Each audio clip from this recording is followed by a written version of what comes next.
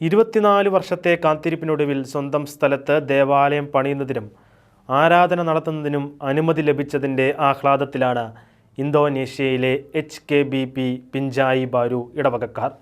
സ്വന്തം സ്ഥലമുണ്ടെങ്കിലും അവിടെ ദേവാലയം പണിയാനുള്ള അനുമതി ലഭിക്കാത്തതിനാൽ മൺതറയും തകരമേൽക്കൂരയുമുള്ള ഒരു താൽക്കാലിക കെട്ടിടത്തിലാണ് ദിവ്യബലി അർപ്പിച്ചിരുന്നത്.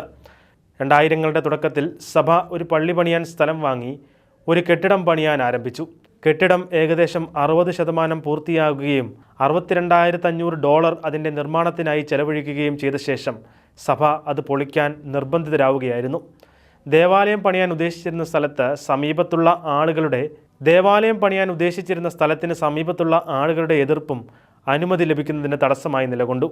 എന്നാൽ മുൻ വർഷങ്ങളിൽ നിന്നും വ്യത്യസ്തമായി സഭയുടെ നിർമ്മാണത്തിന് മേയർ ഹംസ അനുമതി നൽകുകയും പള്ളിയുടെ നിർമ്മാണത്തിനായി വ്യക്തിപരമായി ഫണ്ട് നൽകുകയും ചെയ്തിരുന്നു. ഒപ്പം സമൂഹത്തോടുള്ള തൻ്റെ അഗാധമായ പ്രതിബദ്ധത പ്രകടമാക്കുകയും ദേവാലയത്തിൻ്റെ നിർമ്മാണത്തിനുള്ള ആദ്യ ശിലാസ്ഥാപന ചടങ്ങിൽ അദ്ദേഹം പങ്കെടുക്കുകയും ചെയ്തിരുന്നു.